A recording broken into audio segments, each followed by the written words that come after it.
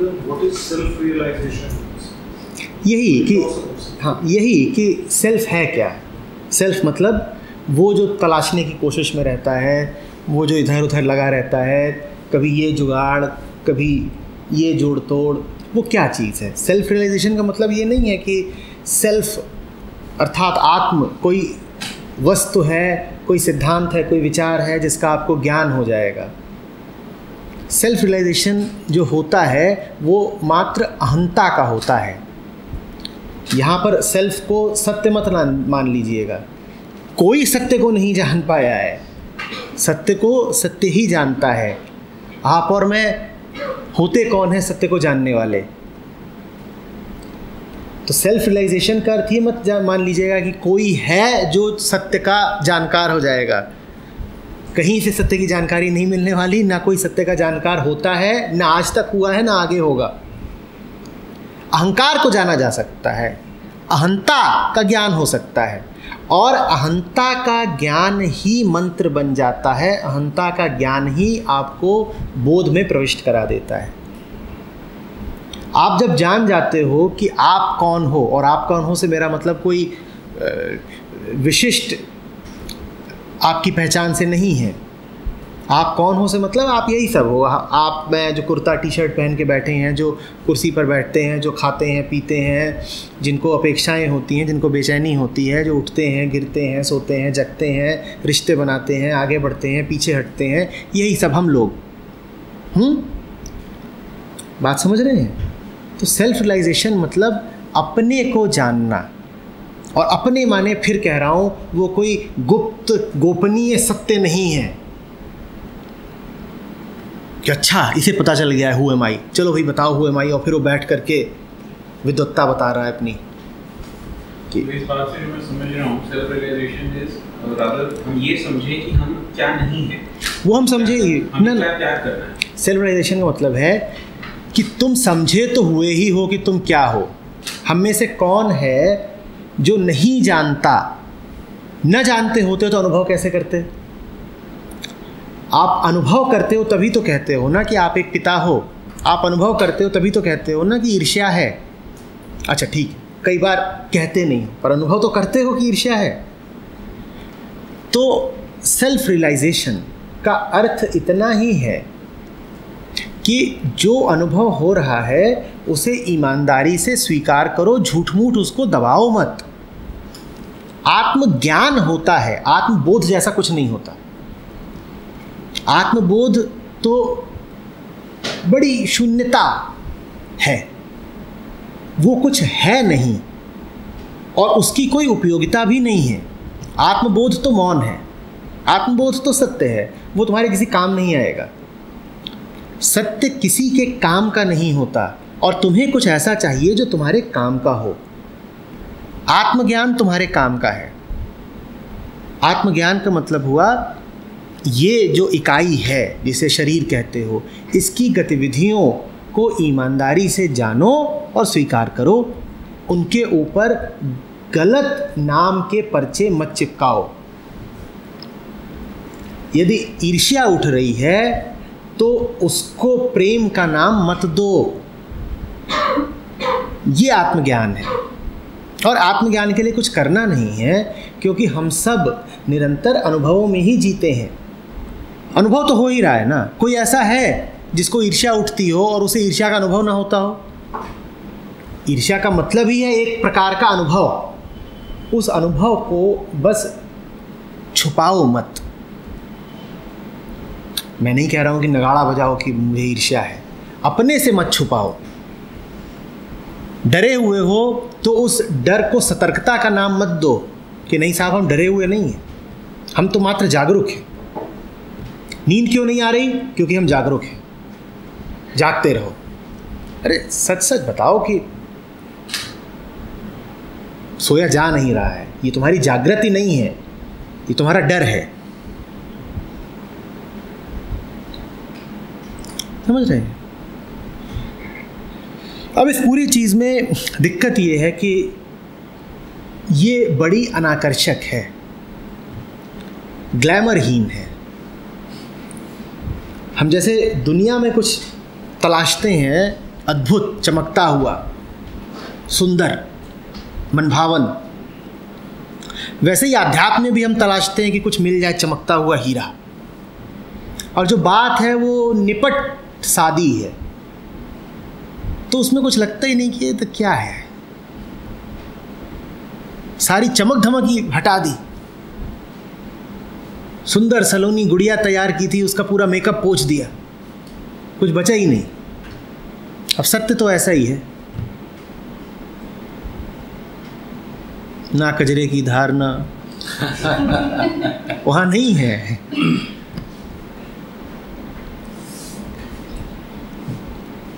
इसीलिए अक्सर जिन लोगों से बात करता हूँ वो मुझसे बात करने के बाद थोड़े से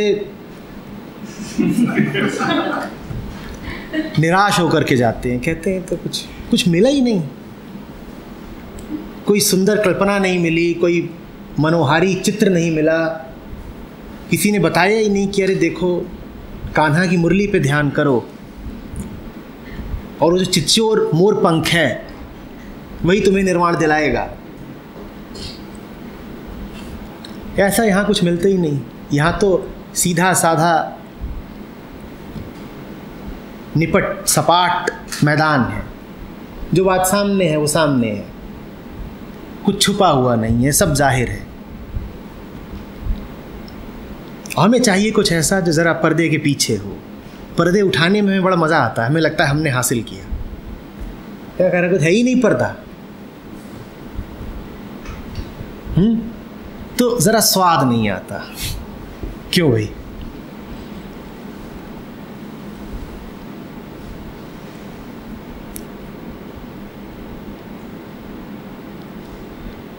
देखिए, शब्द शब्द होता है,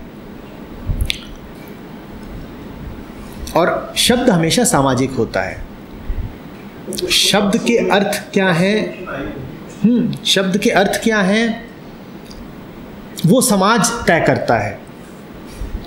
अगर आप शब्दों की उत्पत्ति की जो पूरी प्रक्रिया है, एटिमोलॉजी है, उस पर ध्यान देंगे तो आप पाएंगे कि एक ही शब्द का अर्थ कहीं और होता था, कुछ अब कुछ और हो जाता है।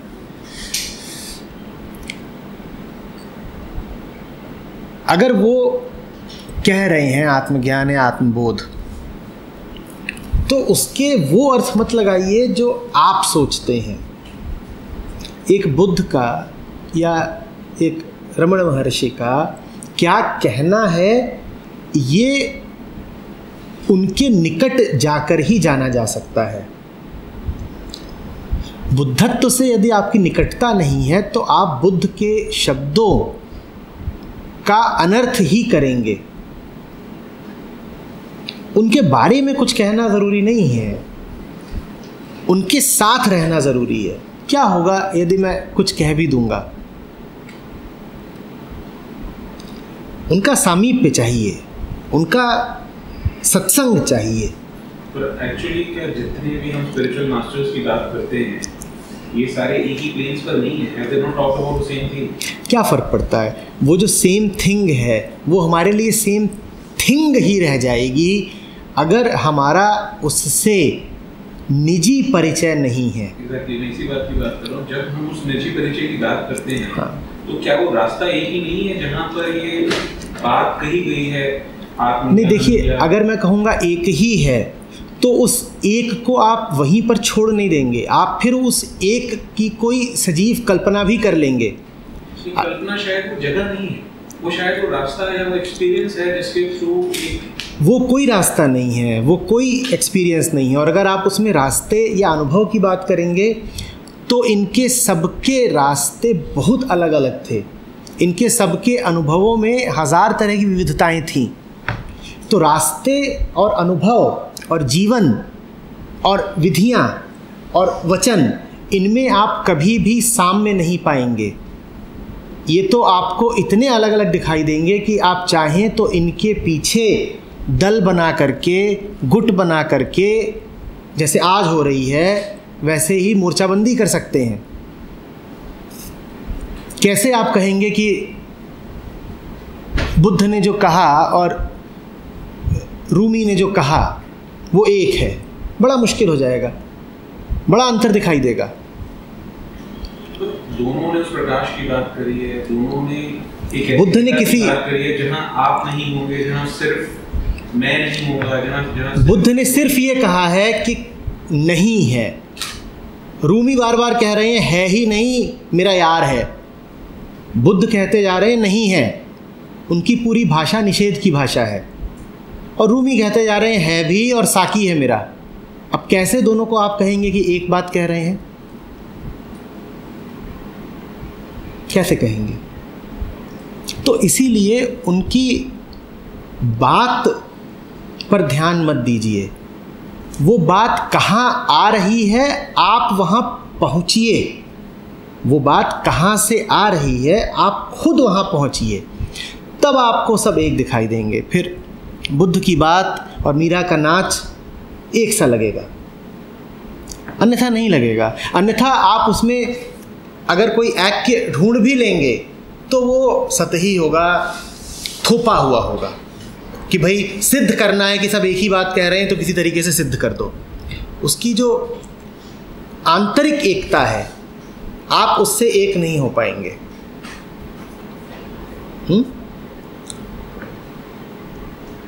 ये देखिए, दुनिया भर की सारी जिज्ञासाओं में से आपको आश्वस्त कर रहा हूँ, सबसे निरर्थक जिज्ञासा है किसी बुद्ध के बारे में प्रश्न करना।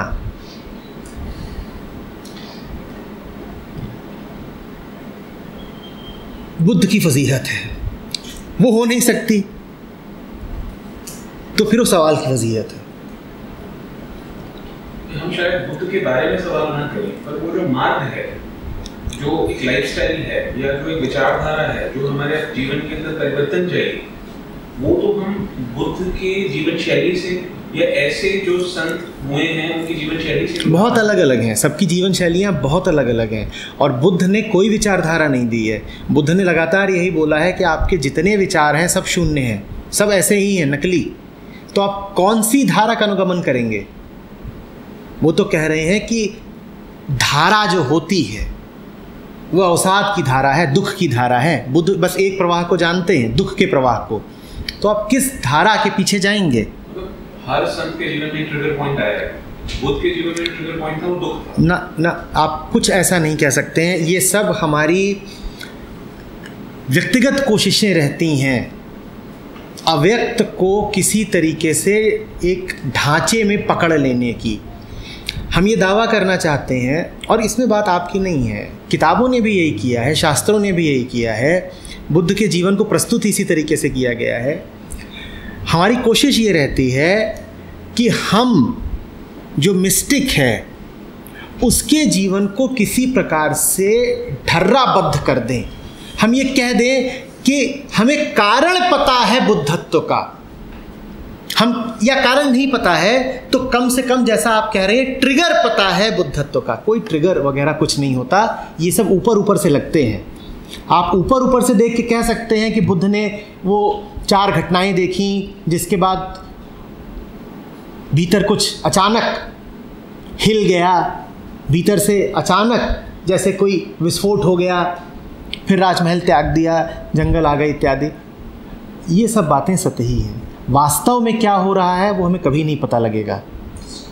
आप उसके अंतर जगत में कैसे प्रवेश करोगे? बिना बुद्ध हुए आप बुद्ध को जानोगे कैसे? आप बाहर से बैठ करके बस अनुमान लगाते रहोगे और वो सारे अनुमान मिथ्या हैं। पर ये कोशिश हम खूब करते हैं। हम कहते हैं कि हमें अच्छे से पता है कि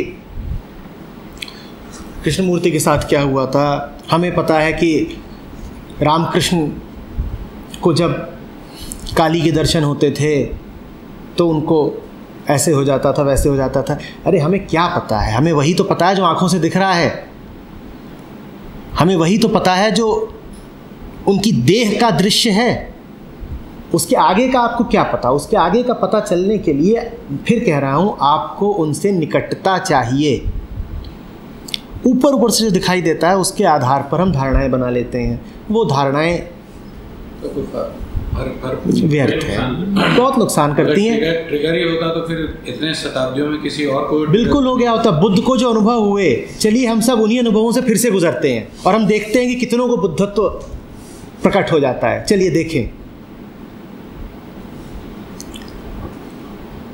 करिए ना। अगर कारण होते हैं बुद्धत्व के तो उन कारणों से हम भी गुजर के देख लेते हैं। कॉज एंड इफेक्ट पढ़ाया गया ना बचपन। हाँ हाँ। अगर हम इंडियन माइथोलॉजी को माने, एक सोल अपने कुछ पूर्वाभ्यास साथ लाई है और हर जीव का एक चीज को लेकर रिएक्शन, जैसे अभी हम बात कर रहे थे कि आपकी ही बुक पढ़ने के बाद अलग अलग स्टेजेस पे अलग अलग मीनिंग देती है, वही एक एक्ट एक सोल के ऊपर अलग इंप्रेशन दे सकता है। नहीं देखिए, सोल के ऊपर कोई इंप्रेशन नहीं आ सकता। आत्मा पर आप किसी प्रकार का अलंकार आरोपित नहीं कर सकते। वो निरंजन होती है। निरंजन समझते हैं? निरंजन मतलब यहाँ पर बदलता हूँ मन। मन, ठीक है। तो मन का प्रवाह होता है। मन पर तमाम तरह के प्रभाव पड़ते हैं। मन आकार लेता है, मन उठता है, मन गिरता है, ये सब होता है। ठीक है, मन है, यही तो जानना है कि मन ही तो है। आत्मा को अकेला छोड़ दीजिए, उसे अस्पर्शित रहने दीजिए, क्योंकि अस्पर्शित रहना ही उसका स्वभाव है। उसको छूने की कोशिश मत करिए। और कोई यदि आपसे कहे कि वो आपको आत्मा तक पहुंचने का मार्ग दिखा देगा, तो जो मार्ग वो दिखा रहा हो उसी पे पलट के दौड़ जाइए। आत्मा तक पहुंचने का कोई मार्ग नहीं होता, क्योंकि आत्मा हमारे अर्थों में है नहीं, और जो वो है वहां पर कोई मार्ग नहीं होता। साईं की नगरी परम अति सुंदर, जहाँ कोई आवे ना जावे। कोई मार्ग ही नहीं है, कोई आएगा जाएगा कैसे वहाँ? और यहाँ गुरु लोग बैठे हैं जो कह रहे हैं आओ मार्ग दिखाएंगे। कैसा मार्ग? कहाँ को जाएगा मार्ग? वहाँ कोई आवे ना जावे, कैसे जाओगे? वहाँ कोई आवागमन नहीं है। मतलब प्रैक्टिकली जैसे हमने देखा कि हर सेंट ने मेडिटेशन की बात करी है, हमारे ग्रंथों में मेडिटेशन की बात की है। What is meditation all about? कुछ भी नहीं है। मेडिटेशन का अर्थ है कि ध्यान सदा सत्य पर है। जब ध्यान सत्य पर होता है तो जो कुछ भी सामने है वो हमेशा सत्य से एक सीढ़ी नीचे का हो जाता है। मज़ेदार बात यह है कि जब सब कुछ सत्य से नीचे का होता है तब सब कुछ स्पष्ट दिखाई देता है। ध्यान सत्य पर है से मतलब क्या है? इसका कोई खास मतलब नहीं है कि सत्य कोई चीज़ है उस पर ध्यान लगाना है। इसका मतलब ये है कि झूठ पर ध्यान नहीं है। इसका मतलब ये है कि असत्य के प्रति कोई निष्ठा नहीं है। ध्यान का इतना ही अर्थ है कि मेरी वफादारी झूठ से नहीं है। आपको किसी सत्य की तलाश नहीं करनी है। जब मैं कहता हूँ सत्य पर ध्यान रहे, और यही मेडिटेशन का अर्थ है, ध्यान का अर्थ है सत्य पर ध्यान, तो उसका इतना ही अर्थ है कि झूठ पर ध्यान नहीं। निषेध की बात है, झूठ पर ध्यान नहीं। जब झूठ पर ध्यान नहीं तो सामने जो कुछ है वो बिल्कुल सपाट, साफ सुथरा, स्पष्ट दिखाई दे जाएगा। यही है और कुछ नहीं। तो जो स्पष्ट दिखेगा वो है ही नहीं, उसका नाम कोई स्वरूप है। जो स्पष्ट दिखेगा वो है, क्योंकि हम होना इसी को परिभाषित करते हैं। जब तक मैं हूँ, मैं वो जो इस कुर्सी पर बैठा हूँ देह रूपी, उसके लिए तो ये सब कुछ है ही। बात यही है कि ये जानना कि क्या है ये सब। जैसे ही तुम इसको जानते हो कि ये सब क्या है, और इसमें भी कोई बहुत गोपनीय बात नहीं है कि क्या है ये सब, पता ही है, अनुभव ही हो रहा है। यदि इन किताबों को देख करके मन में दहशत उठती है तो ये सब क्या है? डर है और क्या है? यही तो वो स्वीकार करना है। ये नहीं करना है कि यहाँ आते हो और यहाँ बड़े बड़े ग्रंथ रखे हैं, इनको देख करके मन हो तो संकुचित जाता है, लेकिन कहते हो कि वाह प्रणाम। यही है ध्यान। कि सच्चा रहूँगा, और नहीं है कुछ ध्यान। ध्यान का अर्थ ये नहीं है कि बैठ गए हो आंख बंद करके, कि माला जप रहे हो या कोई आसन मार लिया है, वो सब ध्यान थोड़ी होता है। ध्यान वो है जिसमें निरंतरता हो, जो लगातार तुम्हारे साथ रह सके, तुम ध्यान में जी सको, खा सको, पी सको, दौड़ सको। तो जो कुछ भी चल रहा है वहाँ सच्चाई का साथ न छोड़ना, यही ध्यान है, और कुछ नहीं है ध्यान। अनुराग सागर में जैसे कबीर जी ने स्टेजेस बताई हैं कि मेडिटेशन के अंदर एक सोल की प्रोग्रेस इस तरीके से होती है, मन की। हाँ, मन की। पर एक लेवल के बाद वो कहते हैं मन और आत्मा का साथ छूट जाता है और आत्मा फ्री मूवमेंट। देखिए, ये सारी बातें समझाने के लिए कही जाती हैं और इस पर निर्भर करता है कि किससे कही जा रही हैं। अनुराग सागर एक संवाद है। अनुराग सागर में सामने एक व्यक्ति बैठा हुआ है, उससे ये सब बातें कही जा रही हैं, उसकी मनोस्थिति को ध्यान रखते हुए ये सब कही जाती हैं बातें। आप यदि कबीर साहित्य पढ़ेंगे तो उसमें तो आपको परस्पर विरोधाभासी 1000 बातें मिलेंगी। इसीलिए बातों को जिसने पकड़ा वो बातों तक ही रह जाएगा। कबीर तक जाना होता है, कबीर की बातों तक नहीं। कबीर एक बात बोलते हैं और उसी बात का ठीक विपरीत भी बोलते हैं। कबीर एक तरफ तो ये कहते हैं कि भय मृत्यु समान है, दूसरी ओर ये भी कहते हैं कि निर्भय होए न कोय, भय पारस है जीव को, कि भय के अलावा तुम्हारा कोई इलाज नहीं है, ये भी बोलते हैं। हर बात एक अलग कंटेक्स्ट में है, उसकी अपनी रेलेवेंस है। तो कबीर तक जाइए। मतलब वो उसका क्या रास्ता है, क्या व्हाट इज द लाइफस्टाइल? कोई रास्ता नहीं, आप कबीर हैं ही। सारे रास्तों को जब आप व्यर्थ जान लेते हैं तो अचानक दिखाई देता है कबीर ही तो है। कबीर कहीं जा रहे हैं क्या? कबीर कबीर होने का रास्ता खोज रहे हैं क्या? कबीर कबीर बनने का रास्ता खोज रहे हैं? कबीर कौन है? जो कबीर है ही।